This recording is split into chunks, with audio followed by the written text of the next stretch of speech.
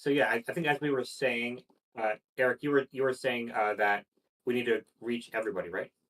Yeah, we need to be like campaigns are a war, or like and we need to be fighting like a war instead of what our current strategy is like battles. Right. Right. Yeah, and there's a lot there. I mean, there's a lot there regarding like that we need to which people we should be fighting for. Like like what's the most efficient use of dollars spent to reach which voters, right? Like, Mm. I'm not saying that this is like the guy that we should be, spending our like marginal dollar on, right? But but also at the same time, like there's no way that we need to be viewing this guy as the enemy and dunking on this guy when clearly this guy is just fine. Like, in fact, I would say he's probably pretty cool dude. Like, he seems great to me. If you go to his TikTok page, you can see he's taking the time to respond to every single comment that anyone leaves for him sincerely, and with like a lot of like humility and like investigation, right?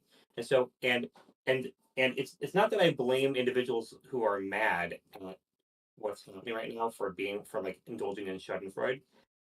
I think it's just for me, it's like we need to think about who the actual people are that are um that it's not I don't even think we have enemies. It's more like who needs to be the loser in the next political fight in order for things to be set right in this country. And when I say loser, I don't mean, like some kind of violence or terrible thing, or I'm literally just saying who, like, in every fight there's a winner and a loser, and who needs to have their power taken away and have things like reapportioned, like have power reapportioned toward them, right? And I would say power needs to be apportioned toward this guy and also toward a bunch of other people. And I think I'm just noting when we saw Trump's inauguration that a lot of people who have given, who are extremely wealthy, who have given billions of dollars to over the years to support Democratic campaigns and causes were like all sitting behind him and have jumped to Trump. And I just noting like, no shade to them. If they're playing a game and they're going to jump on whatever political horse they can uh to um to like keep themselves safe, and keep their money safe and keep their largesse safe. But I don't even think Trump is the enemy anymore. I think it's those people, and I don't even want to hurt them. I just think that they need to be the losers. Yeah, agreed. And right. Yeah, no, I mean, like, I like this whole idea of replacing our government with AI is horrifying, just based on the fact, like, just based on the history of Musk's self-driving cars, and like, I just like it's like, what, like, we're gonna like unleash this experiment on the world. What's the worst that can happen? Like, literally every science fiction movie is about bad AI killing us, and like we're just like shoehorning it in. Like, I'm not too sure about this. I still haven't seen like the great use cases for AI besides like help me name the slide deck to Chat GPT. And like, And why should something that powerful be owned by an individual? yeah, like by That's companies great. that are like, getting paid to maintain our system, right? Like, so That's crazy. it's just like a transfer of wealth from the people to Elon It's Musk and Peter control. Thiel, It's and like control. it's all control. It's all about control, right? Like, it's just like, from not, instead of having government workers who are like from their communities and understand what's like human about things, we're gonna have an AI that's gonna make like massive decisions based on the inputs of Peter Thiel, Elon Musk, and like David Sachs, like basically a bunch of old apartheid people, Yes. like Yes. what they are, right? Going back to the 100 years of organizing, like, yeah, like the authoritarian right hasn't been silent, right, since like the Nazis fallen, and like it's like you see it in apartheid, you see it in these other things, and now it's here, and like they're all people that were refugees of apartheid Yeah, falling. well, and like remember, like a lot of these folks, like we took in a lot of fascists, and after because of the Cold War, we took in a lot of fascist refugees to our country and put them in positions of power, Mm. uh, post um, post World War II. So that's also a long tradition in our government, and the cultural legacy is enormous. I think the thing that for me that stands out is that maybe this is getting a little too philosophical, but you tell me, Eric. I feel like the problem is that we've all this time we've been just assuming that people need to be governed. And it's Mhm. not that government shouldn't exist. It's like it's the assumption that people need governance is the issue that I'm taking issue. Like we should have a government, but people don't need to be governed. People we can trust people to govern themselves. And so what I would love to see in the next couple of years is like a pan ideological whoever wants to jump in uh, attempt um, to make the general populace ungovernable and bring that mainstream so that anyone who tries to try to try to do anything that's coercive at all or restrictive on people's choices at the individual level is just batted away. And I think that this is an opportunity, right? If some of the libertarians who want to jump in, this seems like a good opportunity to me to make that real. They've been on the fringes for a really long time, but they have really good strategies for how to resist government. Like, well, it's down to three things. It's like it's well, two of them I think are more important. One is turning off the mainstream news media, and or doing it selectively, right? And two is giving yourself some sovereignty in terms of getting hard assets. That's a path to I think not being as dependent on or making yourself a little bit more resistant to people who are trying to forcibly govern you or police you. I'm curious what you think about that. And that's why I like the the citizens uh, councils that you're talking about because it's just going back down to the very fundamentals, which is individuals in a community are selected and they get to decide what's going on. They're ungovernable because they're governing themselves.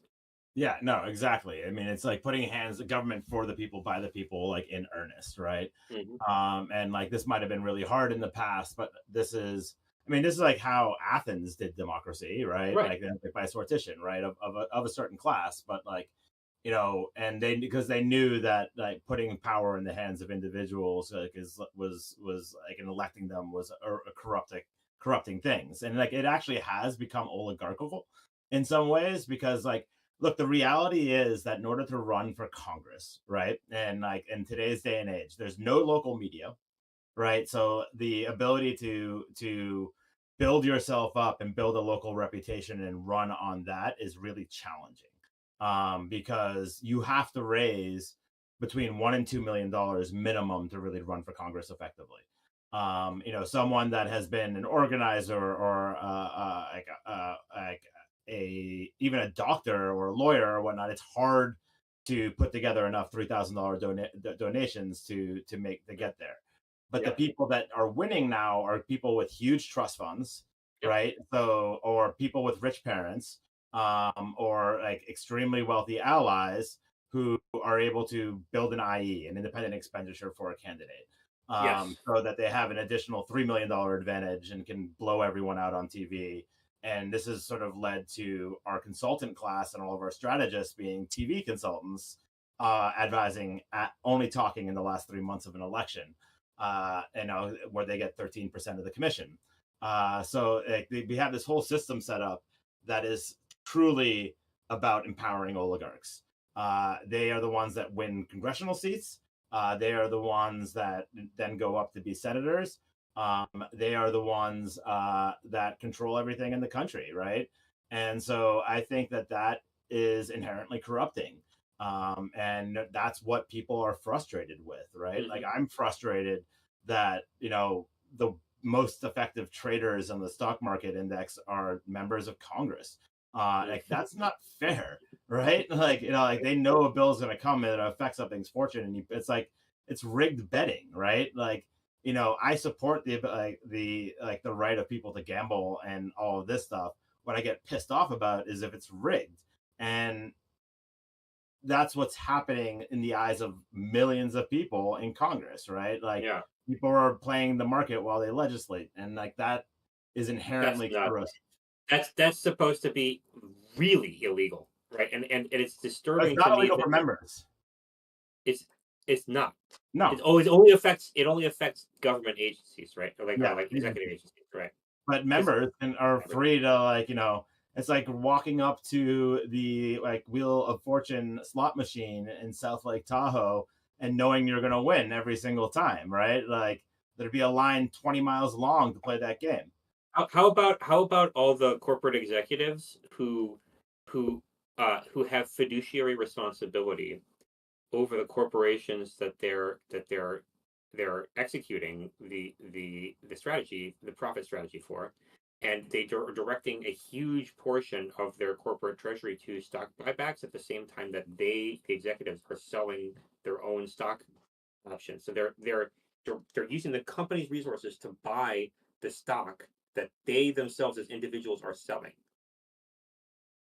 That's Exactly. And that's like how people get really rich, right? that's Like that's how nuts. they have 17 houses in the Bahamas and whatnot and are doing all these things.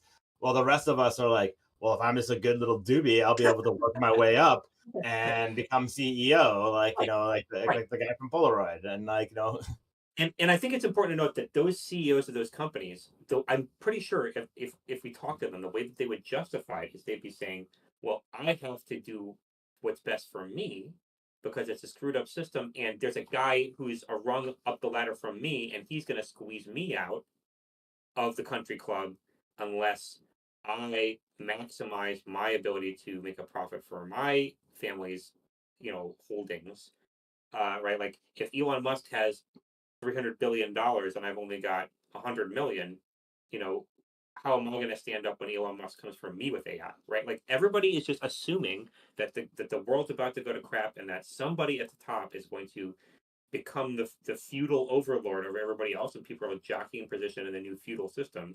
And like that system will never come into being because I don't think that I just don't think that people are going to stomach it. It's just not going to. I don't think that they will. I mean, like, I mean, like, I don't know. I've just seen authoritarianism really work in homogenous countries, and I know this is war on diversity right now, but it's because diversity is really our strength in so many It different is. ways.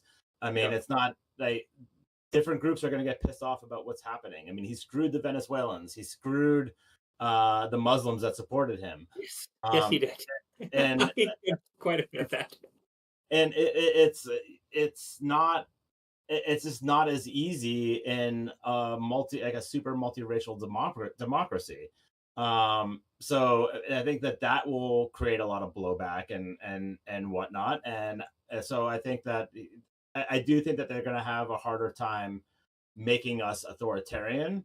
But I think that we also need to, I mean, we need to be more than 50%, right? Like, we want to win this without violence, right? And in order to do that, like, we're in a 50-50 election in 2028. I mean, same result, right? Like, they're like, I don't know, like, they'll cheat. I don't like, they're going to try to do everything that they can to reduce the number of voters and make it nearly impossible for us to win. But if we're winning with 60% of the country, or, like, Yes. like, yeah, whatever the movement is, and I'm not even sure if I, like, ascribe it to the Democrats, right? It's just like people, No, people. like, Absolutely. that are pushing, like that have a vision around a different way of doing things that is actually responsive to people. I mean, I think that, that's how we win in the long run, right? Um and it's, I think it's hard to get there, but at the same time, I think that we have tremendous opportunity right now, and like there is a cure for all the toxicity, and it's just action and doing things and engaging in your community with, like, help and trying to do these things will make you feel better. And, like, that's what I think is going to wind up defeating it, because we are community oriented. Yes. And once we start doing that and sort of disengage from, like, the constant vitriol and hatred that's coming at you online, and just do something esteemable for someone else or for your community or for a child or a parent or whatever it Yeah. is, like, that's how you start to feel better about things and more connected, and, like, defeat the isolationism and, like, sitting in your, like, basement and whatnot. And, like, Yeah. I enjoy playing Call of Duty until like 2 in the morning every once in a while, but, like, it's like, that's I mean, that's a lot of fun, but, like, at the same time, like, we gotta we got to get into doing things for other people, right? And And for solving, ourselves, yeah, and do for do something ourselves. constructive for ourselves too, right? Like we don't have to. I worked for Cory Booker, and I used to laugh at him. He would say like at every campaign stop, he'd be like, "And a single act of kindness does more than any kind of government policy." And I would like laugh at him. It's literally true. Like the butterfly effect is real. You start treating people with kindness, and then the people around you will end up uh, being kinder as well, and the because you're acting that way, and then you'll start attracting, filtering out people who don't act with kindness automatically, and the only people who make it through the membrane barrier to be in your community are going to be people who treat you well, and that is like that is actually how the universe works. And the more that people understand that, and that they actually have the power just through their own consistent actions and attitudes every single day to make their lives better, that then is a snowball effect that keeps building and building until their life is actually materially different than it was before. That is actually how things work, and that they have the power to do that. And at every moment, even if they failed up to that specific moment, every moment is the opportunity to like set a new page and just and roll with more positivity moving forward. That is actually real. Yeah, no, I think that's right. And it's like, what's the right is actually better at this than us, going back to that video.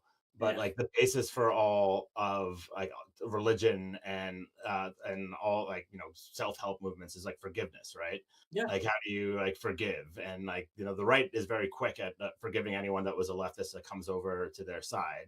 Mm-hmm. Whereas we tend to be, well, you were an idiot. A little Why more would you ever judgmental. think that? Yeah. You're dead to us, right? And I mean, it just I get that. I mean, it's hard for me to rah, rah, rah, rah, rah about it, but at the same time, because like I was like that in my 20s, right? Like if you didn't agree with me, like I didn't have time for you. But this is a cheap way out, right? Like it's so much easier to like better to try to understand someone or where they're going, because that's how you actually intercede on like a descent to darkness or whatever. Yeah. You're not always successful, right? But I mean, find a better way to try to go through life. Not that like I don't swear at people when I'm driving and like all that, but Yeah. like Yeah. It's middle school it's drop off is the worst. yeah. It's once I've judged plenty of people, and it's very easy to fall into that. But it also is like I think one of the things that I've come to recognize as I've gotten older is that when I'm judging other people, it's actually me judging myself very harshly. And the more that I'm able to forgive myself and love myself, the less need I have to really make really strong or like immovable, inflexible judgments about another person's character. So yeah, Yeah, exactly. I mean, the world's a hard enough place right now. Um, like it's yeah, definitely a hard enough place. Like, I mean, it's just scary. I mean, it's like in DC, it's like everyone I know is like worried about their job or whether they're going to have a paycheck or what's going to happen to housing values, yeah, etc. Right. And so, and there's a lot of angst and worry out there. And so grace is an important thing. And yeah, I'll swear in the dark at the TV every once in a while, but try to do my best to be part of a solution. yeah, and like, a lot of the people who are like even current MAGA people, like they don't want to be there, man. They don't want to be there. They're I No. just think I don't think that they want to be. And in fact, if you look at what it's all about, make America great again. They want America to be great, and um, yeah, Yeah, they feel like or it the is. Amer- sorry, go ahead. Well, I mean, like they want, yeah, they want, like, I mean, that's very attractive, and like, again, I talked about this last time, but like, a lot of these people have seen their entire communities decimated, right? Yeah, And they've seen their children move away, they've seen income go down, they've seen things fall apart, right? yeah, And it's hard to blame them for wanting something different or new or whatnot. And the Democrats never really offered them a vision for what opportunity was, right? Like we no, offered visions around like all these interest Protecting groups. things that already existed. Yeah, exactly. I care about climate change. I care about LGBT rights. I care about all these things, but like all of those interest groups carrying the water of our message for most of an election cycle made everyone think that's all we cared about, right? And like the reason I care about climate change is because I don't want like populations murdering each other over water resources. I don't Right. want people in LA to be like fleeing their homes. I care about all people, right? Like and climate change is going to create a lot of strife. I care about LGBT rights because I don't want these kids killing themselves. I don't want them, like that's not what I want to see in our society. And but like at this at the same time, we also politically need to be communicating a message that works for everybody. Yeah. I want America to be great. And I think that America is, I think it's important to note that the model that the people who have been elected under the Make America Great Again banner, that the model that they're pursuing is actually an old world model, not an American model. Mhm. It's an ethnic state. The state, the ethnicity is the basis of the state. It's a homogenous population, like you were saying, and and it's all about like reinstating tradition and really stiff traditional roles. And like I think the reason why people have come to the United States is because there's a bounty here, and that the reason why there's a bounty is because in the old world that those systems were stupid, and they ended up uh, stifling people and destroying the bounty, and here we're going in a different direction, and that's made us fabulously wealthy and prosperous and happy compared to anyone who lives in the old world. I'm like a, I guess you could call me an American chauvinist. I like, I'll own it. I'm America first, and the reason why I'm America first is because I think that our way of doing things is a departure from old world traditions that were based on ethnicity and kinship groups and like and like hereditary land use and like all these things and like colonial venture and all those things ended up really badly for anyone who was involved, whether it's the bottom or the top of that structure. And we're doing it better already. So like, let's keep doing the American way. Yeah, exactly. Instead of going back, like it feels like we want to undo the American Revolution and go back to monarchy, right? Yeah, uh, and it's yeah, like going, what the fuck? I yeah, mean, yeah. The Boston Tea Party never happened, guys. yeah, We're gonna pay taxes to the king. it's like, but that's what it is, right? Like Yeah. all of these people are like now going to take tribute, uh, like to run our government, to do all this other stuff, and like I don't know, that seems sucky, right? Like, Terrible. It's terrible. Look at what's going on in the old world right now. If you like, as bad as things seem right here, they are nothing compared to what's going on in Europe, what's going on in Russia, what's going on in the Islamic world, what's going on in East Asia, what's going on in Sub-Saharan Africa. Every other part of the world, except for the United States, practically has it worse.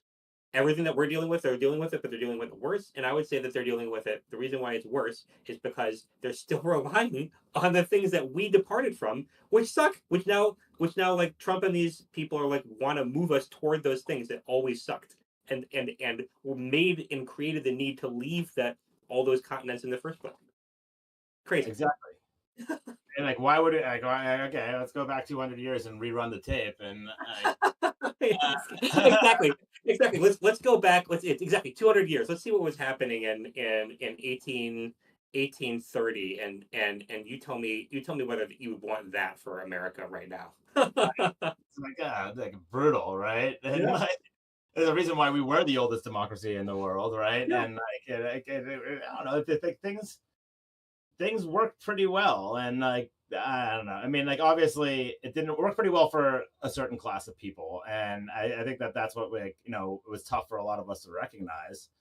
Mm. That like people were like was like when Biden was talking about the economy all the time, and it's like yeah, the economy is great for people that are like in the S&P 500, right? Like that's really good. And then he saw the report came out that like oh well, a bunch of government data might have been like missed it by a couple of points. But when you're talking like 2% growth, right? Like a couple points is a lot. Yes. And like people were hurting more than like our data showed us. And that's again, it goes back to the main point that I made in that article on Rolling Stone. Um, like like doing everything based off data is sometimes a fool's errand because you miss Really the stupid. margins. And instead of listening to the people that were saying that like Doritos are too expensive, or I can't buy eggs, or I can't feed my children, and we're saying, well, the data says the economy is doing really well. What's wrong with you? Um, like Meanwhile, I'm literally at the grocery store, and an older woman who clearly Spanish is her first language, and she's trying to buy eggs, and she's like, I see her literally cursing as she's getting the eggs rung up, right? And like I'm supposed to believe the data over the person who should be our target voter, yeah, like literally cursing Biden's name, yeah.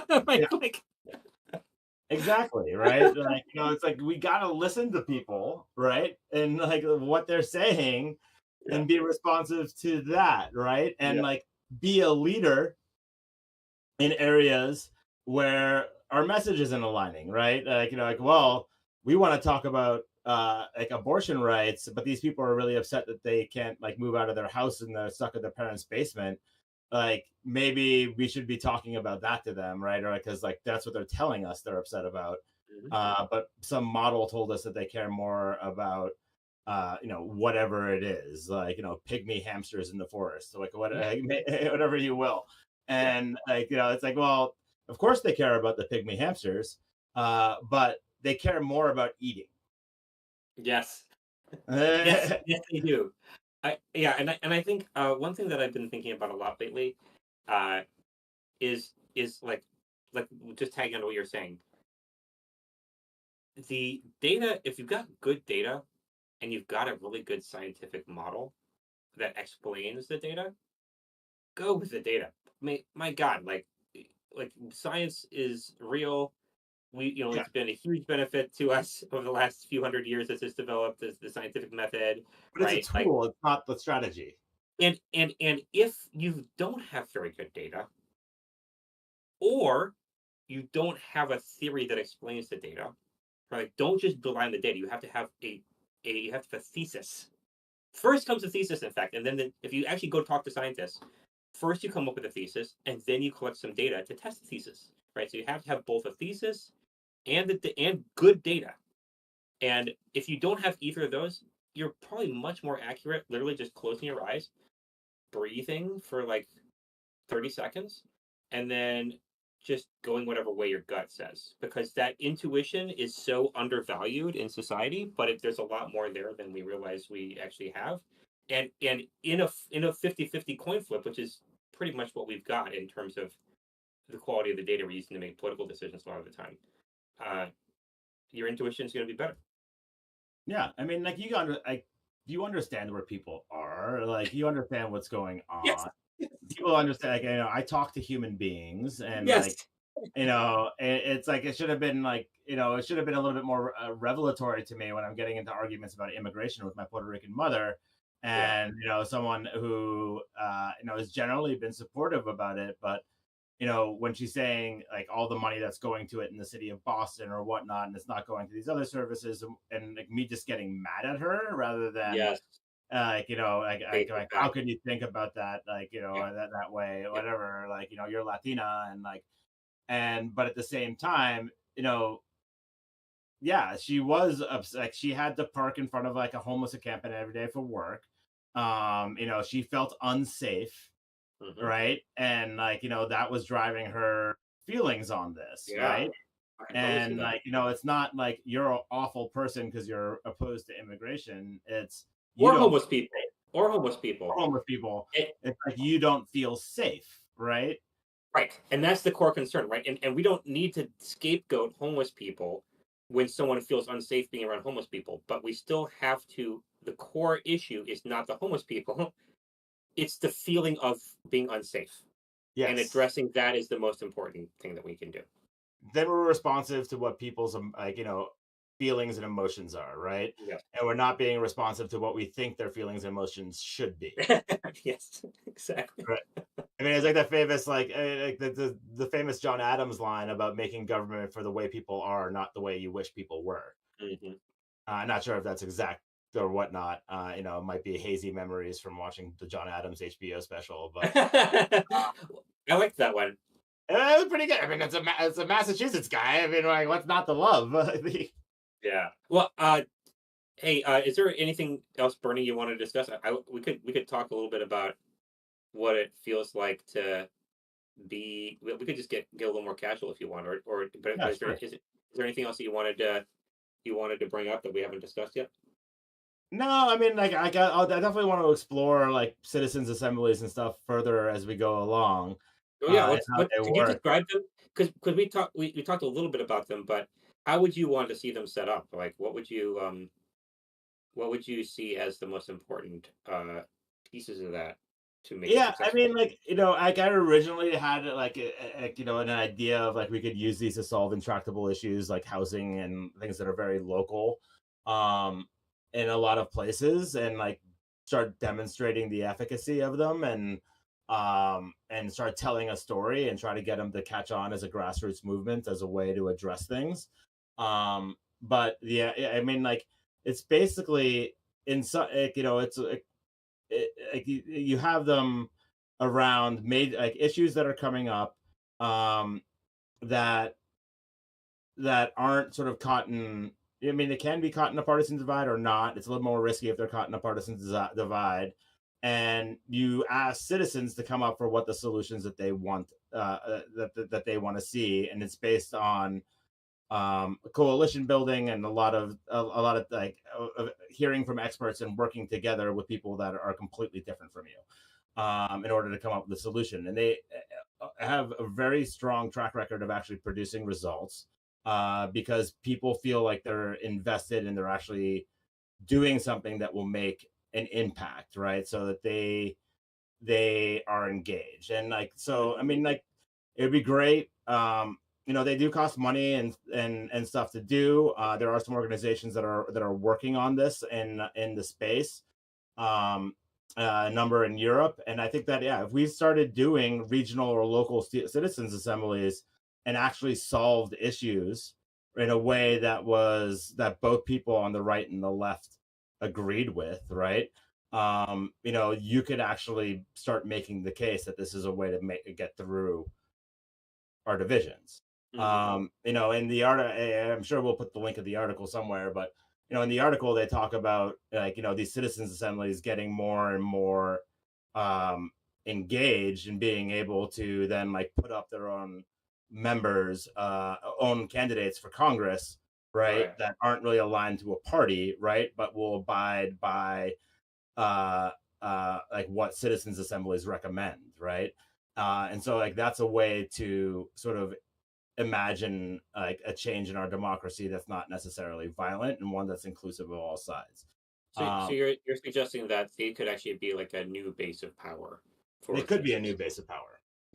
And it's like this guy, who has Roger Halam, who's like, had some really really like extreme ideas about like how important the climate emergency is, and that, it's we're not that far away from major climate events creating a lot of instability. And so his idea is we use these in order to deal with that instability, um, and like make recommendations for how to proceed that the entire community is bought in on, and is less likely to be overtaken by politics, right? Like, juries are one of the most trusted things in America today. Like, when you pull on it, like 75-80% of respondents always say, like, they support the outcomes of jury trials. And like, it's not 20% of pros, it's like 50% like, I don't know. and Hmm. then 5% of people who've been convicted by juries or something in the past, right? Joking, that's not true. I mean, obviously people like have different points of view. So I think that it's demonstrated that there's a lot of public trust in like sortition results.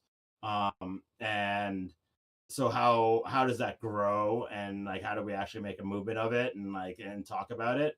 I mean, it would be great. Like again, there's one in Fort Collins, Colorado. It's not a boring issue, but it would be great if people like streamed it or like went and like how do we actually demonstrate this to people, right? That's a great idea. Uh, Interesting. I just wonder, what do you think about communities that aren't geographic in nature, but because we work with a lot of those right now, Yeah, and do you feel like it has to be geographically based in order to work? Like, I don't think so. I mean, like they have been like applied across not within nations and whatnot for big things like in Germany, etc. Um, a lot of what's missing right now in society is actually local organizations. yeah, I know. Like that there is not real much local organization. I mean, I do think Right. that the internet lends itself to this perfectly. Mhm. Like I think that the massive distributed nature of these online communities and like where people are allows you to create a pretty like geographically, economically, racially diverse set of people pretty quickly. So it might be an interesting thing to try at some point, like do an online citizens assembly about what people want to see, um, around like all these different things, right, that are happening that we feel like we have no control over. Mhm. Like whether it be like, games going to a freaking $100, like overnight, or like, other things like gambling in video games, or like, Mhm. like all like predatory practices in business, or Yep.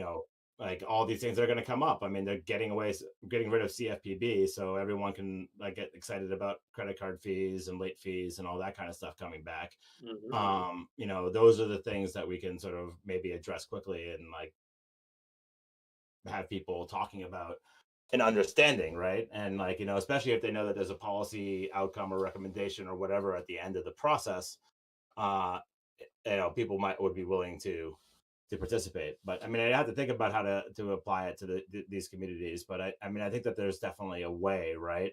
Mhm. Like, how do we build communities that want to see what's coming next, like for America, right? And build alliances and whatnot. How do we do these things? I think that I mean, it's an untapped field. Yeah. It's Wonder about. undue into silence. I was thinking, like, I'm thinking about what issues that are like clearly not going to be addressed by Trump that matter to the right wing, Hmm. like voters who are nominally part of the right wing right now. I mean, like housing is one that's Housing, local, housing, that's right? sort Yeah, of that like deals with like a whole host of issues that affect both conservatives and liberals. fentanyl is another Fentanyl. one. Like Like, I just don't like the best that I think they're going to do. That's one that came to mind immediately, right? Like, um, the best that they're going to do on fentanyl is like a military incursion into Mexico that would like make a lot of headlines because he's controversial, but like, is it going to stop the cartels?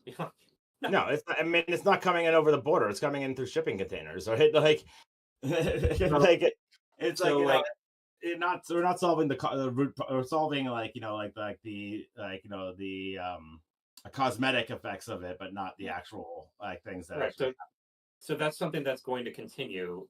That I think a lot of the reasons why conservative voters have been like, I'm a conservative. We need to handle this because of fentanyl, and they all recognize how deep it's gotten into American communities, and that's not going to get fixed. And Yeah. so that could be like a really good application of these, honestly. I think so. I mean, like even immigration, right? It Mm. seems so intractable, right? Yeah. But like, okay, I think that I mean, there's two sides of it, right? Like, it does put low downward pressure on wages, and like it does affect the working class, and like we can't not acknowledge that. But it also helps grow the economy, and these people pay taxes, especially asylum seekers, that they don't get to take, right? Like, so like, when you get an asylum seeker, you get yourself an IRS number so that you can work and you get a work permission, and then right, and you're you pay, but you don't get any benefits. you don't get any benefit, right? So like, there's also that side of it. And I think that, like, and what we do as a policy solution is we go after, like, the immigrants, right? But if you want to shut down illegal immigration, you arrest the employers that are hiring illegal immigrants, not like, For sure. I would love like, to see yeah, exactly, right? And like, citizens arrest of employers. That would be fun. I mean, like, so like, if we want to actually go about it, let's actually like make policies that will work and address the needs of the working class, because they, like, that's how you, like, it's like the one thing I'm a supply sider on, like, you gotta cut the, like, like cut the, not a supply sider on, like, the Trump says that the way they're gonna lower inflation is lower aggregate demand. Well, you gotta lower like aggregate demand of illegal immigration. And so, like, so you don't go after the people, or like, Wait. Has he said that you're going to lower aggregate demand?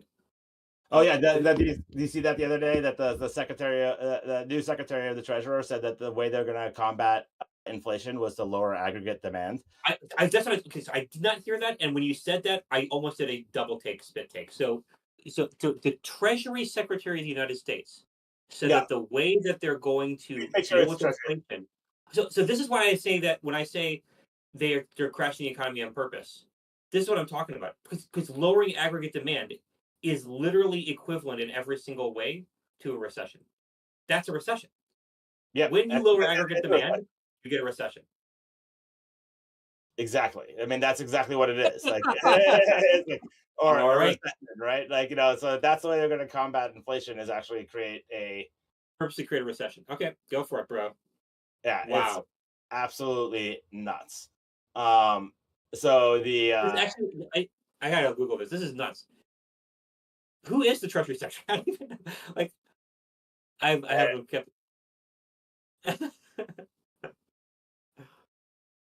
Yeah, Jay's bringing it up. Hold on.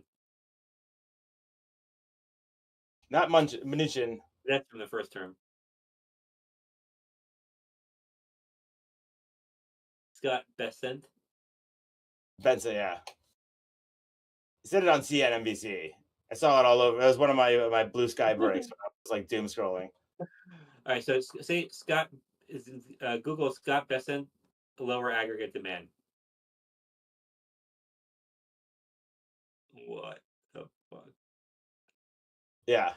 Right. Has emphasized the importance of that to address. Wait, because that AI summary was contradictory to what Erik just said, because he's saying he wants to see 3% growth. Lowering aggregate demand and economic growth have an inverse relationship. So it's Trump economic advisor Kevin Hassett. I was wrong. Kevin Hassett. Okay, got it. And we want to increase supply and lower aggregate demand. That 100% is what the strategy is.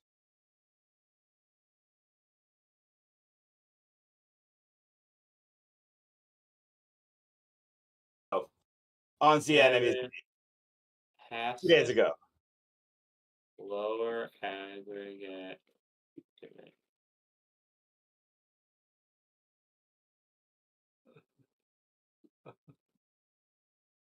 Oh yeah, there you got it. You're on the same one, Aaron Rupar. I'm telling you that when we talk economics, he thinks our objective outside the is box. increase Kevin. supply. We want increased supply and lower Which, aggregate by the way, demand. will increase the That'll deficit. give us, wealth for the people, wages lowering for the aggregate people, demand, and lower inflation, and that's what also I mean. That's will 100% increase is what budget deficit, because then you get fewer receipts of taxes. Yeah, exactly. So I mean, like, that's why I say like when like it's like it's all a nefarious plan. Like, yeah, but they're also fucking morons, right? Like that makes no sense to say publicly. Yeah, here we go.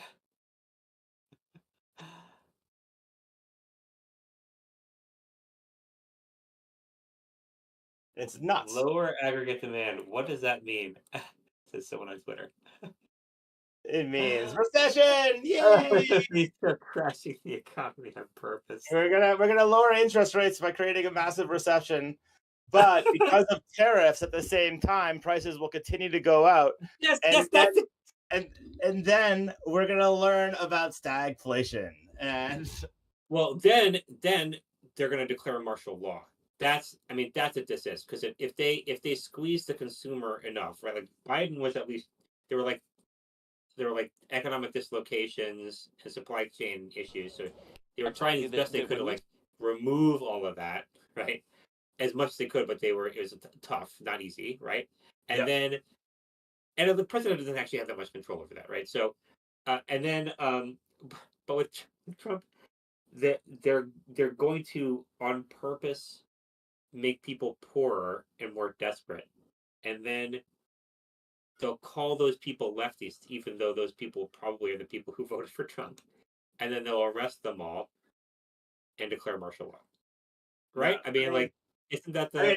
I'm more thinking about it like as in terms of like they will like everyone will start protesting. That's what I think. Protesting, yeah. In DC, like they'll call it the National Guard, and then like we get a Kent State moment, right?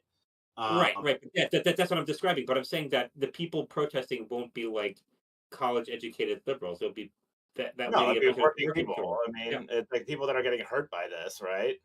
Yeah. And like suddenly are forced out of a job, and like all the service jobs are gone too. All the service jobs are gone. They have their hours reduced. They're doing gig work. And there's lower demand for that as well because everybody's tightening their belts, and then prices continue to go up on groceries. And then that's a very similar situation to what was happening when Roosevelt took office in 1933. There was like a group of World War I veterans who like called the bonus army. These are people who were like out of work because of depression and had been for years, but they happened to be veterans, and I guess it was, I don't know, whoever president had promised them a bonus, and they never got the bonus. Oh, Wilson. Wilson, yes, Wilson. Probably, I guess. I assume. I don't. We should look it up. He was president when they were returning. Yeah. So someone promised them bonus, probably Wilson. They never got the bonus, and they were just like camped out in front of the Capitol for like a few months. And I think that one of the generals who was planning for the inauguration, if I remember, I have to read this again. For Roosevelt's inauguration, was just going to clear him out, and instead Roosevelt went and like met with them and like gave them a deal, but it was touch and go. Like, and if Trump had been there, they would have sent Laura Loomer there with a video camera to prove that it was like to put filters on the camera to show that they had pink hair and nose rings, right? Yeah. And then they would have said these are all liberals, and then they would have sent a bunch of poor people to jail who were desperate about the price of eggs, but it actually were Trump voters possibly, but they're just going to characterize them that way because then the rest of the Trump voters are like, oh, it's a liberal. It is fine. I mean, that's what would happen in that situation. It's like it's so 1984 speak and like up and down, like like everything that they say is nuts. Like the whole like like we found the massive massive waste, like $50 million in Gaza. Like, well, that's actually not true. That was Mozambique. Mozambique. Yes, like, well, I'm gonna get some things wrong, and it's just like. Yes. Okay. Like they're literally making that really stuck out to me during that press conference because number one, he said, "Oh, we'll correct it quickly." Well, no, you didn't correct it until someone literally had to ask you a question during a press conference. You wouldn't have corrected it if they hadn't forced you to, right? So no. And then number two, you're literally proving the reason why we have to have bureaucracy is because the bureaucracy is there to make sure that whatever dumb shit you're thinking of in your head gets run through 5 different people to fact check it, to make sure the government's putting out actually factual information instead of dumb shits like you just talking out of your ass. Like that is what like a lot of what the bureaucracy is for, is to like do 5 checks on everything to make sure it's accurate. And they're like cutting the bureaucracy while they're saying we don't need the bureaucracy, and meanwhile showing exactly why it's needed. It's like can't even handle it. Meanwhile, they're just like meme lords, right? Yeah. And like a dark MAGA, like standing there with this kid telling the president to shut up, and like the president like laughing about it because like Trump is owned by Elon. Like, he spent $300 million to buy him the election. He would not have, if that money had not come in, he would not have won, right? Do you think that Trump is in debt to him, or like owes him something, that, or like is like in some way controlled by him? He was making deals with everyone beforehand, right? Like in the Right. press and everything, right? Like, it was obvious. And so, yeah, I mean, I think that he owes him, right? And he's like completely compromised to Musk. I mean, like, would Trump ever have taken like Musk behind the Resolute desk unless it was fucking true? I agree with you about that. It was a very striking image having Trump sitting there in silence, looking pouty, while Elon holds court. I mean, he's the ultimate cuck, right? Like, Yeah, he's like sitting back while Elon just fucks the country, like, like for the foreseeable future, right? And like, oh man, none of that's the thing. Like, this is the reason why I will never understand why people want authoritarian leaders. It's so obvious. The only reason why you could justify having a king is if that king has some kind of like in personal integrity that would help them hold the line against their own self-interest or unexamined stuff in their own psychology. And like, even if that theoretical person exists, which they probably don't, right? Very clearly the people that we're looking at have none of that, right? Like, whether it's like acting maliciously on purpose, or just like active addictions that are completely unaddressed, or like like no hate on people who are struggling with addictions. I've had addictive behavior before. Lots of people are addicted to stuff. It's not a judgment on you. It's just like, if you haven't addressed those things, giving you more power is just going to give you more fuel for that addiction, right? Like, so, like, what, we don't have people with personal integrity leading the right, when the right is all about personal integrity. They're like, oh, we're masculine. We're like, are you kidding me? Is this masculine behavior? Like, this is the most unmasculine shit I can imagine. Strength. Their version of masculinity is solely based in strength, right? And like, that's not masculinity. Like, I can break. I can do whatever I want. That's fake. Yeah, and like, it's just like what are you covering up? I mean, like, they're covering up how weak they are. They're covering up how weak they are because they spent all of high school stuffed in lockers and being beat up for being gay, and like. So like, like, they're pissed about it, and now they're like flexing like they're newly like personal trainer man muscles. Like, I'm gonna fucking dominate everyone, and it's hollow. It's hollow. You really don't get, like, at the end of the day, the only thing you get is like everyone ganging up to beat you up. And yes. Well, what this reminds me of? Elon Musk. He has what, 12 kids? Yeah, 11. He reminds last count. He reminds me of like, that guy who you like probably hung out with in your 20s, who like finally like was a virgin for a while, but then finally figured out how to like get girls to sleep with him, and he just like went on this like epic tear with no responsibility and no regard for how powerful sex is, and how like it's a sacred tool, right? Like, right, and like just totally irresponsible with it. That's him. And this guy is not in the 20s. He's in his 50s. Like, come on, bro. I know, it's sort of sad. Yeah, it is really sad, and like, he needs help, man. He does need help. I mean, and like, look, I mean, like, he is obviously, struggling with some addiction, and like when you're an active addict, it's like your ego is the number one thing, right? Yes. Like, that you are like, everything is in service to your own ego, right? And some people are attracted to that because they also want to be in service to their own ego, and everything. But no one's attracted to that for long. There's a reason why, like, all of society has been set up, like all of religion was set up basically to destroy people's ego, right? And like, and like the key to happiness is not like your desires and needs first. The key to happiness is, like, understanding what other people need and not servicing yourself all the time, right? And like, I don't know. I mean, that's what, I don't know. I mean, like, I've done like the whole, like, I'm going to do what Eric's going to do thing. and it's always wound me up in trouble, or like, or in places I didn't want to be, or like, so like why, I don't know, it's like not worth doing it, and like now we're exhibiting that for everybody, and it's Yeah. just like the path of ruin. Yeah, I do think that is like the zeitgeist now. It's really just mask off, right? Like the oligarchs are mask off. Uh, you know, our society's like corruption is just mask off. I'm sure that what Trump is planning involves a lot of disclosure of government secrets that would be embarrassing to people. So like that's going to be mask off. Yeah. It's just a revelation of things that have been hidden, surfacing of things that have been hidden, and this kind of like uh, fake masculinity is not an aberration.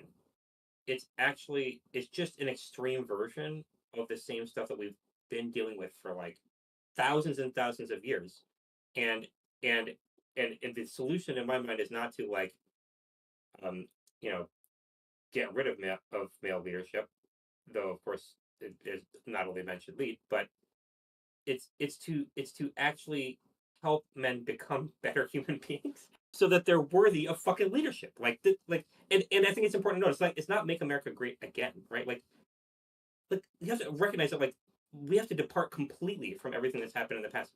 Well, it's been crap since the beginning, right? And it's been crap by matters of degree, and we can go higher, we can do better than we've ever done. If you go back thousands of years, we can do better than all of recorded history. Right now, we have the ability to do that, Yeah, and and all we actually have to do is just move past this shit. Yeah, well, and actually deal with like all the major problems that we have rather than just Yes. like letting them happen to us. Yeah. And like, cause that's fucking weak. And like, like we have the power to do these things, and so let's do it, right? And like not depending on like political leaders or anyone else No. anymore. I mean, Yeah. like do what we can every single day, and like, you know, yeah, butterfly effect, right? Yeah. Exactly. Yeah. Start there and see what happens. Uh, Jay, were you trying to add something? Yes, we do. Okay. Eric, is there anything else I think that was a pretty. I think we wound up to a pretty good finish there. But is there anything else that you wanted to talk about? Anything that we didn't get to talk about? No, I mean, like I think we talked through a lot of things and meandered and all that good stuff. Yeah. It's fun. Uh, but like, I mean, the main point is that like now is the like we have to be smart, and we have to think through what our opportunities are, and we have to take advantage of abilities to drive wedges in this world, right? Mm-hmm. And like we can win people back. We need to have a pretty good vision of where we want to go. And like though everything is shit right now, like I believe strongly that we can win. Oh yeah, yes, and I would say it's not inevitable, but I would say that it is a greater than 50% chance that we pull out of the society pulls out of this death spiral. And in fact, the one of the reasons why I don't think I'll ever be able to get in with like ever be able to stomach dealing with a lot of these folks who are currently in power is fundamentally because I think that they believe that society is headed down, and I don't agree with that. I think that it's that we're basically on a path upward right now. Yeah, I think there's challenges for sure. You just got to deal with the challenges before we go. Yeah. All right, cool. I guess let's call it there. And I guess same time next week. Yeah, definitely. All right, cool. Maybe we can have a guest coming up soon. Let's see if we can do that. We can pull it off. Yeah, no, definitely. I have a couple people who've asked. All right, awesome. Well, then I guess we'll see them then. And right. Thanks, Jay, for your help, and thanks, Erik, for hanging out with me, and thanks to everybody who watched. And have a lovely Thursday.